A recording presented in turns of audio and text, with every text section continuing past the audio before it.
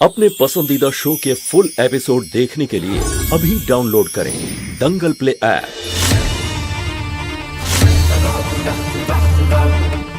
সাধু বাবা, আপনি কি ওই মহিলাকে খোঁজার চেষ্টা করেননি? কখনো এটা জানার চেষ্টা করেননি উনি এরকম কেন করলেন? আমি কি করে জানবো?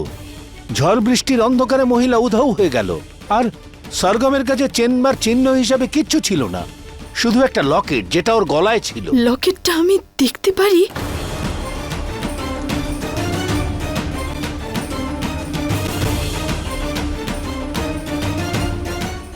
এটা হলো মহাদেবের লকেট।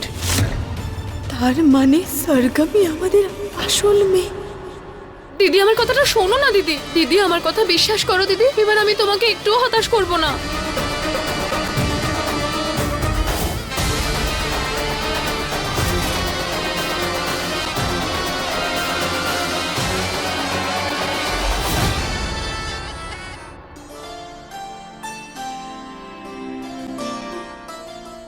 আমি জানি সরগম, তুমি আমাকে ঘৃণা করো, কিন্তু আমি তোমাকে কথা দিচ্ছি যে আমি তোমার মন আর তোমার ভালোবাসা জয় করব।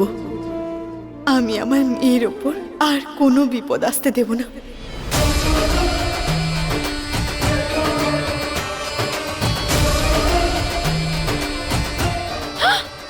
দিদি, দিদি আমি সত্যি বলছি, দেখো নাগিন রূপে আসবে। তাড়াতাড়ি চলো। আরে চলো, এসো না দিদি, এসো তাড়াতাড়ি।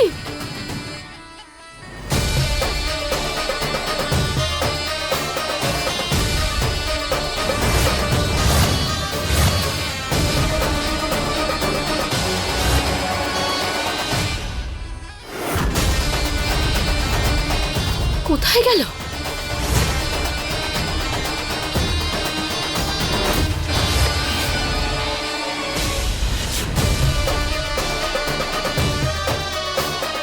রম্ভা, তাড়াতাড়ি খোঁজো ওকে। ও যদি নাগিন হয়ে গিয়ে থাকে তাহলে খুব সমস্যা হবে। হ্যাঁ দিদি। বলো। আরে জোরে জোরে বাজাও, চলো।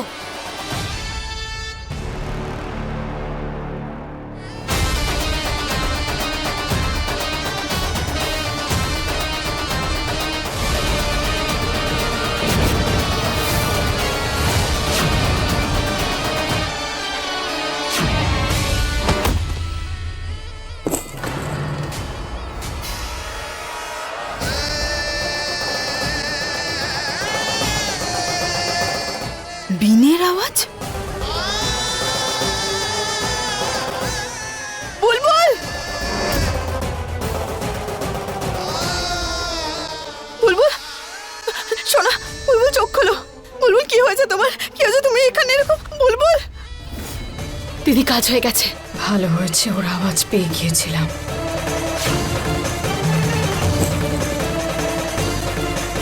বিনের শব্দ?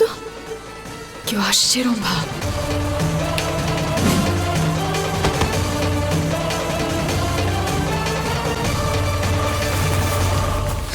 আজকে তো সামলে নিলাম, নইলে জানি না কি হতো।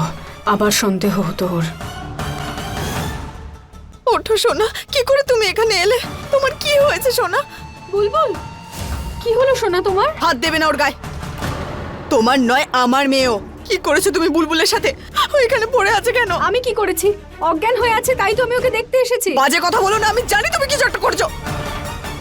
এই, একদম বাজে কথা বলবে না, সরো এখান থেকে। বুলবুল,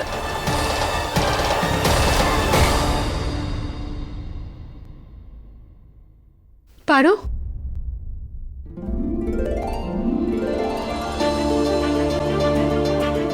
মিঠি মেঘ,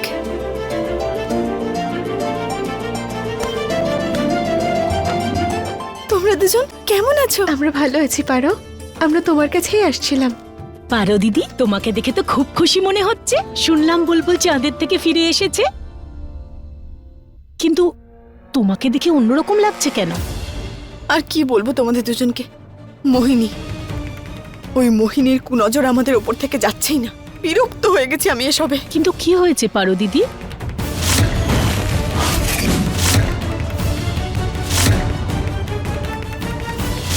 মহাদেবের দিব্যি, ইচ্ছা করছে যেন। তুমি দেখে চলতে পারো না নাকি? এই সমস্ত কি? পুজোর জিনিসপত্র?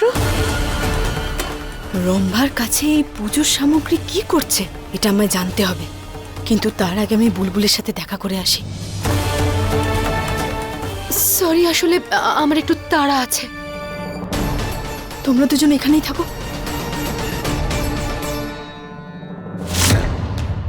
চোখ খোলো না সোনা, দেখো তোমার মা চলে এসেছে। বুলবুল,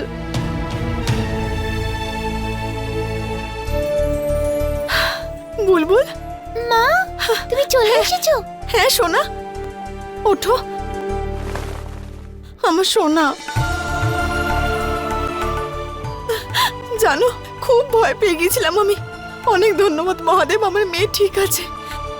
কি হয়েছে সোনা, তুমি ঠিক আছো তো? আমি ঠিক আছি। কিন্তু তোমার কি হয়েছিল? এরকম হঠাৎ করে তুমি অজ্ঞান হয়ে গিয়েছিলে কি করে? একটা সাপুরে এসেছিল, সে পিন বাজানো শুরু করলো, আর সেই আওয়াজে জানি না কিভাবে কেন মা আমি আনন্দে নাচ করছিলাম। কি? তারপর আমার মাথা ঘুরলো আর আমি পড়ে গেলাম। যাই হোক না কেন, এই সাপুরেকে মোহিনী আমার জন্যই ডেকে পাঠিয়েছিল, আমার আসল রূপটা সবার সামনে প্রকাশ করতে। মা তুমি কোথায় গেছিলে? মা কোথায় গেছিলে আমার তুমি? মেয়ের সাথে দেখা করতে। কিন্তু তোমার মেয়ে তো আমি, তাই না? হ্যাঁ তুমি সোনা। কিন্তু আচ্ছা মা, যেদিন তুমি তোমার আসল মেয়েকে পেয়ে যাবে, তুমি তখন কি আমাকে আর ভালোবাসবে না মা? বুলবুল, এসব তুমি কি বলছো সোনা? এটা কি করে ভাবতে পারলে তুমি? রম্ভা কাকিমা সব সময় বলে যে একদিন তুমি তোমার নিজের মেয়েকে খুঁজে পেয়ে গেলে আমাকে আর ভালোবাসবে না। এটা কি সত্যি? তুমি ওনার কথা কেন বিশ্বাস করছো? হ্যাঁ সোনা, তুমি আমার কথা শোনো। ওই রম্ভা আর মোহিনী যাই বলুক না কেন, ওদের কথা শুনে কখনো দুঃখ পাবে না। একটা কথা মনে রাখবে তুমি, আমি তোমাকে খুব খুব খুব ভালোবাসি। আর যাই ঘটে থাকুক না কেন, এই ভালোবাসা কখনো কমবে না। আমার সোনা মেয়ে। মা হুম? ওই দেখো। কি?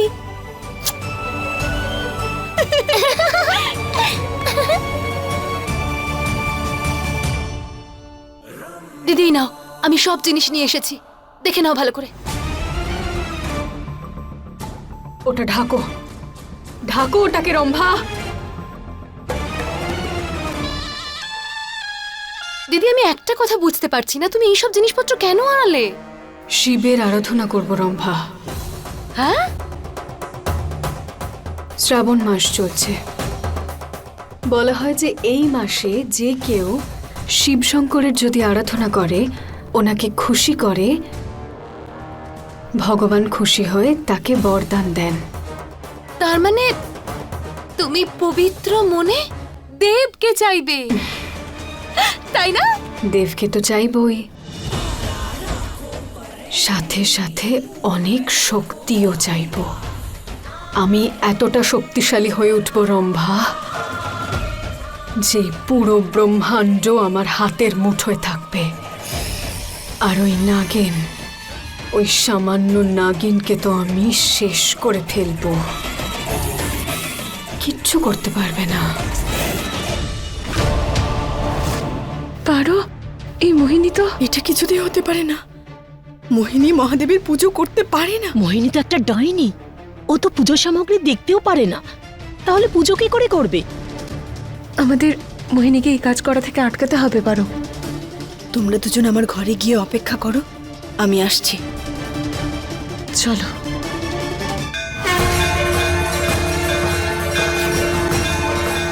হে মা, মোহিনী মহাদেবের পুজো করার কথা ভাবছে, আর এটা ভুল। এটা তোমাকেই আটকাতে হবে। আমাকে সাহায্য করো তুমি মা।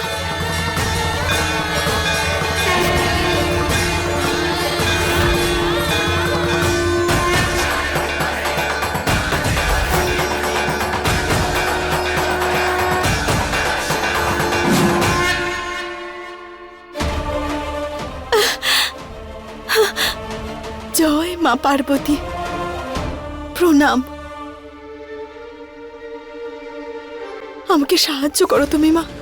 পারো, এই ব্যাপারে আমি তোমাকে কোনো সাহায্য করতে পারবো না। প্রভুকে ভক্তি করতে, ওনাকে পুজো করতে, ওনার বর পাওয়ার প্রতিটি ভক্তের সমান অধিকার আছে। কিন্তু মা, এটা তো ভুল, তাই না? তুমিও এটা জানো যে মোহিনী শুধুমাত্র দেবকে পাওয়ার জন্যই মহাদেবের পুজো করার কথা ভাবছে, আর এই সমগ্র সৃষ্টিতে নিজের রাজত্ব করতে চায়। আর যদি এমনটা হয় মা, তাহলে এই জগতে হাহাকার পড়ে যাবে। নিজের প্রকৃত ভক্তকে বর দেওয়ার সময় ঠিক ভুলের বিচার তো স্বয়ং মহাদেবও করেন না। উনি এতটাই সরল, কেউ যদি পবিত্র মনে ওনাকে জলও অর্পণ করে তাতেও উনি প্রসন্ন হয়ে যান। সেই জন্যেই তো ওনাকে ভোলানাথ বলা হয়। পারো, আমি প্রভু আর ওনার ভক্তের মধ্যে কোনো হস্তক্ষেপ করতে পারবো না। কিন্তু মা, মোহিনীর এই পুজোটা তো আটকাতে হবে, তাই না? কোনো একটা উপায় নিশ্চয়ই আছে। আমার তোমার উপর সম্পূর্ণ বিশ্বাস আছে। তুমি কোনো না কোনো পথ অবশ্যই খুঁজে বের করবে, আর তোমাকে খুঁজতেই হবে, কারণ বিষয়টা শুধু দেবকে নিয়ে নয়, পুরো সৃষ্টিকে নিয়ে। যদি মোহিনী নিজের পছন্দের বর পেয়ে যায়, তাহলে পুরো জগতের সর্বনাশ হয়ে যাবে। হে মহাদেব, এবার আমি কি করব? আমার আশীর্বাদ সর্বদা তোমার সাথে আছে।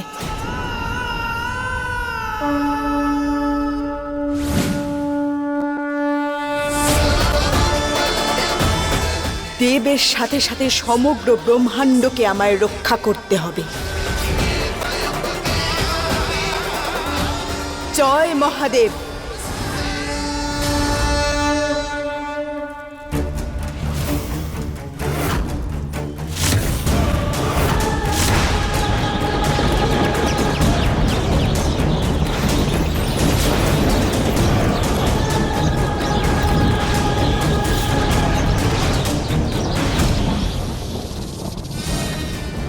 একটা ডাইনি শিবের আরাধনা করতে এসেছে রম্ভা। ঝড় তো আসবেই। দিদি, তুমি আরো একবার ভালো করে ভেবে দেখো দিদি, এই সব কিছু তোমার কাছে কিন্তু সহজ হবে না। করতে হবে, আমাকে দেবকে পেতে হবে, পারোকে হারাতে হবে।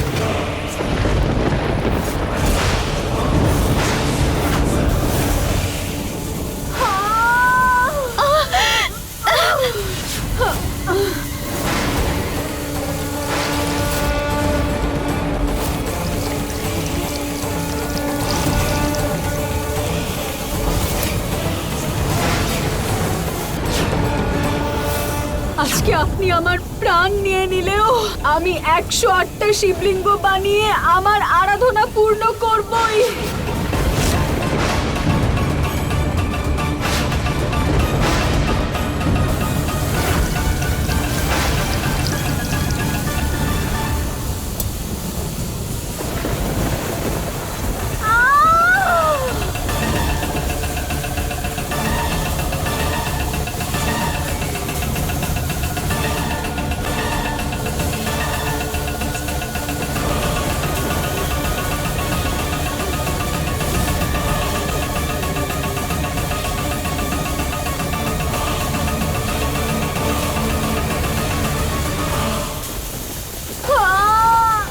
ব্যাস, অনেক হয়েছে।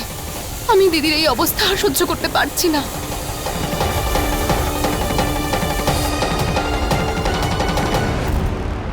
এটা কিছুতেই হতে পারে না। মোহিনী এই পুজোটা করতে পারে না। আমরা তোমার পাশে আছি, পারো। হ্যাঁ পারো দিদি, আমার সাথে চলো তুমি। চলো।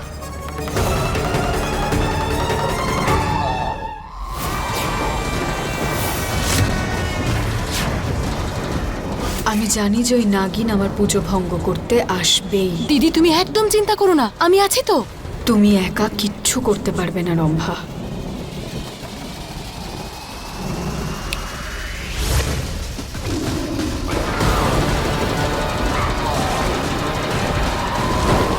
এটা তোমার সাহায্য করবে দরজায় ওকে আটকে রাখার জন্য।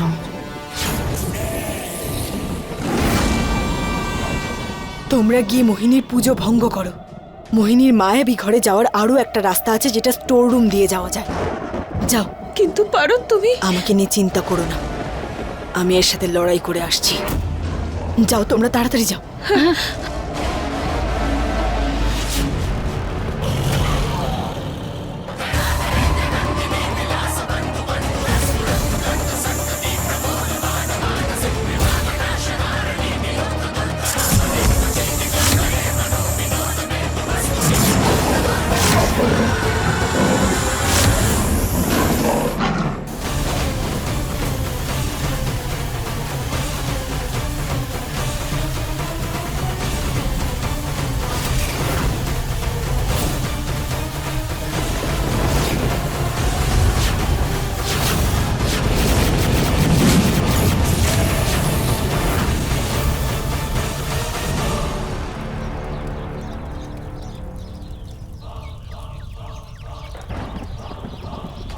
ওই তো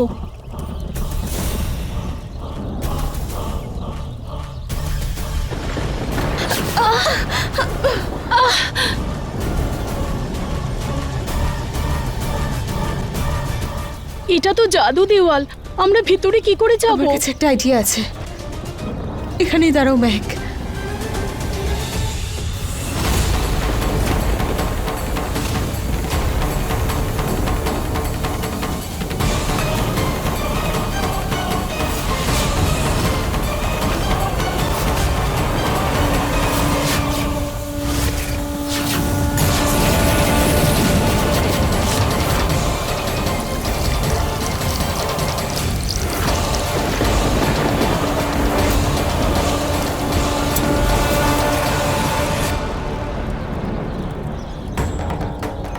এই গঙ্গা জল এই জাদুর দরজাকে ভেঙে দেবে। চলো চলো।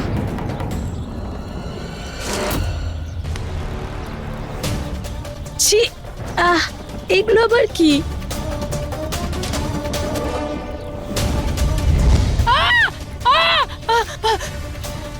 এত এত বড় টিকটিকি!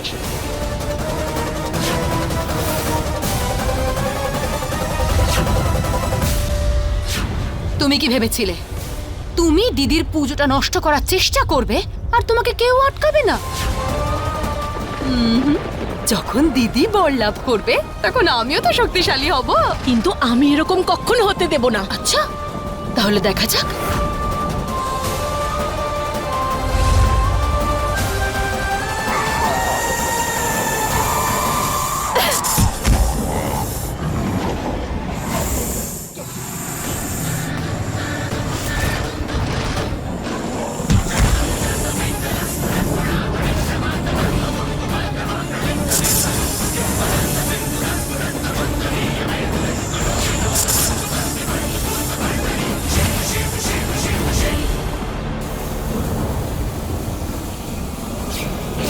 আমার মোহিনীর পুজো আটকাতেই হবে।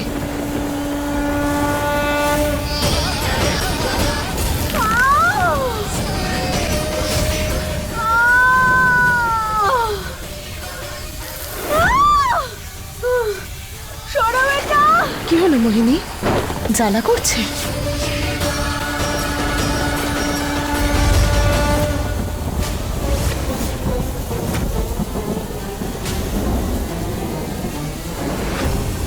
আমি চাইলে তোমাকে মেরেও ফেলতে পারতাম, কিন্তু এখন শিবের আরাধনার মাঝখানে আমি কোনো খুন করতে চাই না।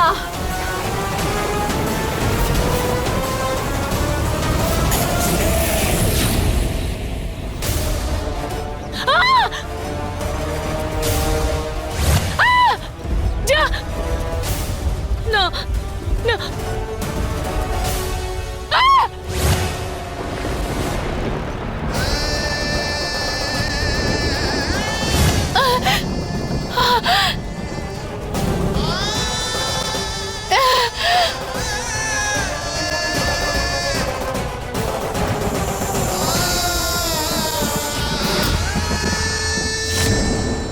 দিদি।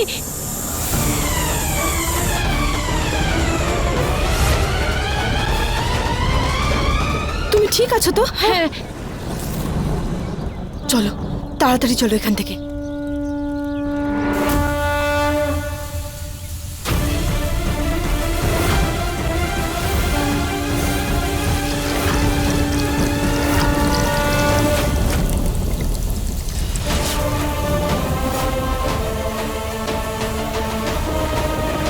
মিঠি,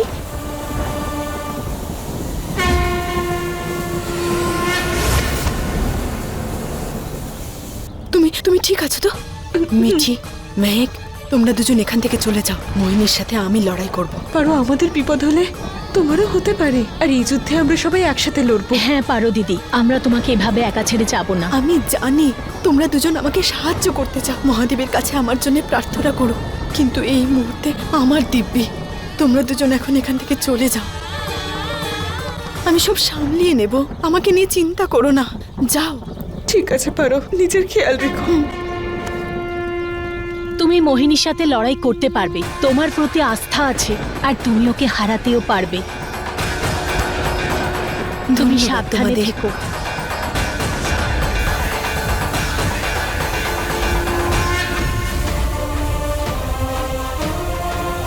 কেমন শিব ভক্ত তুমি, যে বারবার অপর শিব ভক্তের প্রার্থনাকে ভঙ্গ করছো? তুমি কোনো শিব ভক্ত নও, আর তোমার মন শুদ্ধও নয়। তুমি একজন ডাইনি। পুজোটা কোনো জনসেবার জন্য করছো না, বরং দেবকে নিজের করে নিতে আর সর্বশক্তিশালী হয়ে যাওয়ার জন্য করছো। আর মহাদেবের প্রকৃত ভক্ত হওয়ার জন্য এটা আমার কর্তব্য যে তোমার এই পুজোটা বিফল করে দেওয়া।